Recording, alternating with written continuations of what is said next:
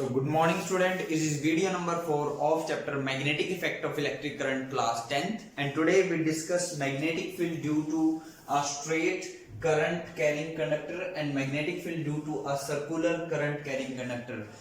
हमें एक बात पता है कि जब भी किसी वायर में से किसी कंडक्टर में से डीसी डायरेक्ट करंट फ्लो होता है तो वो वायर एक मैग्नेट की तरह बिहेव करना शुरू कर देती है और उसके चारों तरफ मैग्नेटिक फील्ड होता है। ये बात हम पहले डिस्कस कर चुके हैं, जिसको हैंस क्रिश्चियन और एस्टेड ने डिस्कवर किया था। तो अब जो हमारे पास जो वायर होगी, जो कंडक्टर होगी, उसकी शेप पे डिपेंड करेगा कि मैग्नेटिक फील्ड कैसा होगा। जो करंट कैरिंग कंडक्टर है, मतलब जो वायर है, वो स्ट्रेट वायर भी हो सकती है, स्ट्रेट करंट कैरिंग कंडक्टर, और वो एक सर्कुलर वायर भी हो सकती है।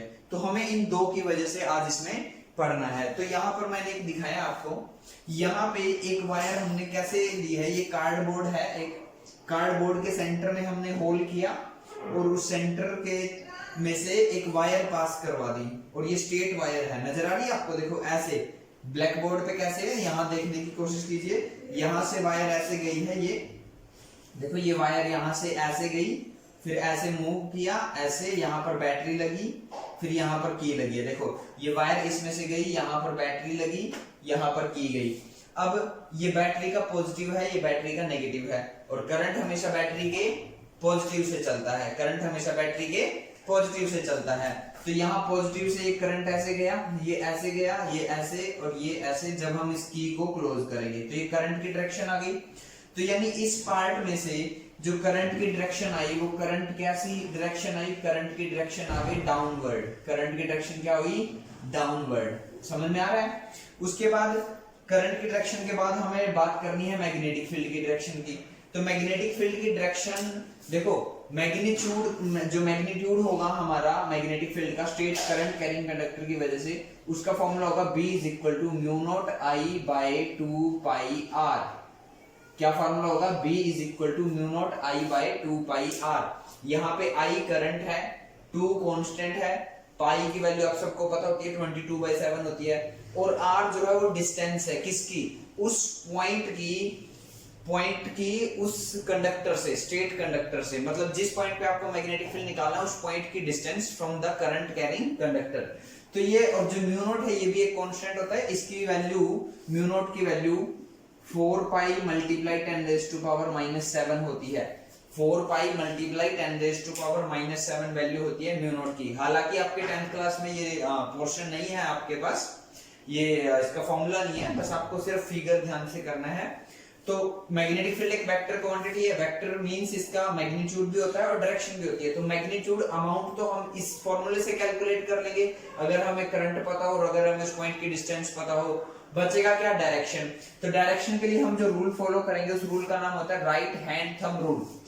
नाम से ही क्लियर है, हमें अपना राइट हैंड यूज करना है, राइट हैंड थंब रूल। वैसे इसको Maxwell right hand grip rule भी बोला जाता है और मैक्सवेल स्क्रू रूल भी बोला जाता है, और बड़ा सिंपल है। कैसा है? ये क्या कहता है कि hold current carrying wire in your right hand. जिस वायर में से करंट फ्लो हो रहा है उसको अपने राइट हैंड में पिक करो, उस वायर को, सच दैट, इस प्रकार, thumb is in the direction of current, then curl of finger will give direction of magnetic field around wire। ये कहता है कि उस वायर को अपने राइट हैंड में ऐसे पिक करो कि जो आपका थंब है वो करंट की डायरेक्शन में होना चाहिए। तो जो कर्ल ऑफ फिंगर होगा, कर्ल मतलब जो बेंडिंग ऑफ फिंगर होगा, फिंगर जिस डायरेक्शन में मुड़ रही होगी वही किसकी डायरेक्शन होगी? मैग्नेटिक फील्ड की। तो देखो यहाँ पर ये वो स्ट्रेट वायर है, इसमें से करंट कहाँ जा रहा है? डाउनवर्ड जा रहा है। तो ये मान लो वो स्ट्रेट वायर है ये अभी, तो मैं इसको अपने राइट हैंड में पिक करूंगा और राइट हैंड में मैं अपने थंब को उस डायरेक्शन में रखूंगा जिस डायरेक्शन में करंट है। अब करंट जा रहा है डाउनवर्ड, मेरा थंब है अपवर्ड, तो मैं इसी को ऐसे पिक करूंगा। देखो समझ में आ रहा है? क्योंकि मेरा थंब हमेशा कहाँ होना चाहिए? करंट की डायरेक्शन में। तो थंब मेरा करंट की डायरेक्शन में है, तो जिस डायरेक्शन में मेरी फिंगर मुड़ रही है, जिस डायरेक्शन में मेरी फिंगर कर्ल हो रही है, जिस डायरेक्शन में मेरी फिंगर बैंड हो रही है, वो किसकी डायरेक्शन है? मैग्नेटिक फील्ड की। और ये डायरेक्शन क्या होती है? क्लॉकवाइज। तो हमारा मैग्नेटिक फील्ड की डायरेक्शन क्या आ गई? क्लॉकवाइज। तो इस प्रकार हमने उसका मैग्नीट्यूड भी ढूंढ लिया और हमने उसकी डायरेक्शन भी ढूंढ ली।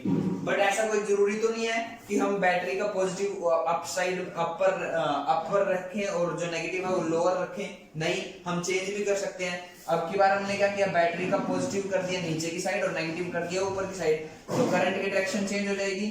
अब करंट ऐसे फ्लो करना शुरू कर देगा। समझ में आ रही है बात? अब करंट की डायरेक्शन क्या है? अपवर्ड। करंट की डायरेक्शन क्या है? अपवर्ड। तो यहाँ पे हमें मैग्नेटिक फील्ड भी शो करना है। देखो ऐसे हम सर्कुलर बनाएंगे और क्लॉकवाइज था ना, तो ये डायरेक्शन दिखा देंगे हम। किसकी डायरेक्शन हो गई ये? क्लॉकवाइज। अब यहाँ पर देखिए करंट क्या है? अपवर्ड। तो फिर से राइट हैंड थंब रूल लगाएंगे। एक बार दोबारा देख लो, नहीं समझ में आया तो। ये वो वायर है जिसमें से करंट फ्लो हो रहा है, इसको अपने राइट हैंड में पिक करो। थंब हमेशा करंट की डायरेक्शन में रहना चाहिए। तो इसमें करंट अपवर्ड जा रहा है तो मैं अपने अंगूठे को अपवर्ड कर लूंगा। इसमें करंट डाउनवर्ड जा रहा था तो इसलिए मुझे इसको ऐसा करना पड़ा था। बट ये तो स्ट्रेट ऐसे ही अपवर्ड जा रहा है, तो मैं इसको ऐसे पिक करूंगा। तो जो मेरी बेंडिंग ऑफ फिंगर है, जो कर्ल ऑफ फिंगर है, will give the direction of the magnetic field. और ये डायरेक्शन कौन सी होती है? क्लॉकवाइज। तो मैग्नेटिक फील्ड की डायरेक्शन क्या निकल के आ गई? Anti clockwise. मैग्नेटिक फील्ड की डायरेक्शन क्या निकल के आ गई? एंटी क्लॉकवाइज, क्लॉक से उल्टी डायरेक्शन में। और इसमें क्या आया था? क्लॉक की ही डायरेक्शन में। तो मैग्नेटिक फील्ड आ गया एंटी क्लॉकवाइज। हम चाहे तो यहाँ रिप्रेजेंट भी कर सकते हैं, तो एंटी क्लॉकवाइज होगा इससे उल्टी डायरेक्शन में, क्लॉक से उल्टी डायरेक्शन में। तो आई होप ये आपको समझ में आया होगा। राइट हैंड थंब रूल बहुत ज्यादा इंपॉर्टेंट है। नेक्स्ट हम डिस्कस करते हैं magnetic field due to a circular current carrying conductor. तो दो डायग्राम इसके मैं बना रहा हूं यहाँ पे। ये एनसीईआरटी में बना हुआ डायग्राम है, तो आप कोशिश करना यही डायग्राम आप बनाओ। बट एक डायग्राम हो रहा है समझने के लिए। तो यहाँ पे ये जो ब्लैक कलर से बना है, ये वायर है, सर्कुलर शेप में है। करंट की डायरेक्शन भी मेंशन है, देखो ऐसे जा रही है। तो करंट क्या होगा? सेंटर पे तो स्ट्रेट लाइन होगा, लेकिन जैसे जैसे हम इसके एंड की तरफ बढ़ते चले जाएंगे, वैसे वैसे ये जो मैग्नेटिक फील्ड लाइंस है ये सर्कुलर होती जाएंगी और एंड पर बिल्कुल पूरी तरह से ये सर्कुलर हो जाएंगी। समझ में आ रहा है? अब यहाँ देखिए इसको, ये हमने क्या किया, फिर से एक कार्डबोर्ड लिया, उस कार्डबोर्ड के अंदर दो होल किए, एक यहाँ पर एक यहाँ पर। यहां से एक वायर पास करवाई, यहां से भी एक वायर पास कराई, यहां से ऊपर से इसको मोड़ दिया, ऊपर से इसको राउंड कर दिया। समझ में? सर्कुलर हो गई। फिर यहां से नीचे हमने कनेक्शन कर दिए। सेल लगा दो, बैटरी लगा दो, हमें तो करंट चाहिए। सेल भी करंट देता है, बैटरी भी करंट देती है। की है, की को क्लोज करेंगे तो करंट फ्लो होना शुरू हो जाएगा। तो जैसे ही मैंने की को क्लोज किया तो बैटरी के पॉजिटिव से करंट चलना स्टार्ट हो जाएगा। तो करंट की डायरेक्शन कुछ ऐसी आएगी, देखो ऐसी आएगी और ये ऐसे। समझ में आ रही बात? करंट की डायरेक्शन। तो जो सेंटर पॉइंट होगा ये, क्योंकि मैक्सिमम डिस्टेंस पर है इन दोनों से, तो इसलिए यहाँ पर तो स्ट्रेट लाइन आएगा। लेकिन जैसे जैसे ये इस तरफ मुड़ते जाएंगे तो जो मैग्नेटिक फील्ड लाइंस है वो भी राउंड होती चली जाएंगी। अब यहाँ पर कैसे डायरेक्शन निकाले हम? इस अच्छा सर्कुलर की वजह से जो मैग्नेटिक फील्ड का फॉर्मूला बनेगा वो बनेगा mu not I by 2r। Mu not I by 2r। देखो स्ट्रेट की वजह से फॉर्मूला था mu not I by 2 pi r, और सर्कुलर की वजह से होगा mu not I by 2r। यानी कि इनमें से देखा जाए तो किसकी वैल्यू ज्यादा आएगी? इसकी वैल्यू ज्यादा आएगी। यानी सर्कुलर करंट कैरिंग कंडक्टर की वजह से मैग्नेटिक फील्ड ज्यादा होता है as compare to magnetic field due to a straight current carrying conductor. क्यों? क्योंकि देखो इस फॉर्मूले में डिनोमिनेटर में एक एक्स्ट्रा पाई आ रहा है, जिसकी वजह डिनोमिनेटर में अगर कुछ वैल्यू एक्स्ट्रा होगी तो ओवरऑल फॉर्मूले में जो आंसर होगा वो कम हो जाएगा। तो इसलिए magnetic field due to a circular current carrying conductor is greater than magnetic field due to a straight current carrying conductor. तो मैग्नीट्यूड हमने निकाल लिया। अब किसकी बात बची है? डायरेक्शन की। तो डायरेक्शन हम कैसे निकालेंगे? देखो फिर से राइट हैंड थंब रूल लगाएंगे।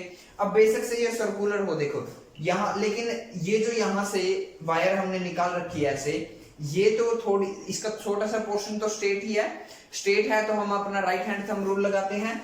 तो इस स्ट्रेट पार्ट में करंट कहाँ जा रहा है? डाउनवर्ड। तो मैं इसको जब यहाँ पिक करूंगा तो मैं कैसे पिक करूंगा? इसको ऐसे पिक करूंगा। तो कर्ल ऑफ फिंगर क्या आएगा? क्लॉकवाइज। तो यहाँ पे करंट क्या है? इस साइड में करंट क्या है? डाउनवर्ड। क्या है? डाउनवर्ड। और जो मैग्नेटिक फील्ड है वो क्या है? क्लॉकवाइज। क्या है वो? क्लॉकवाइज। और नजर भी आ रहा, देखो सुई, घड़ी की जो सुई होती है वैसे ही चलती है।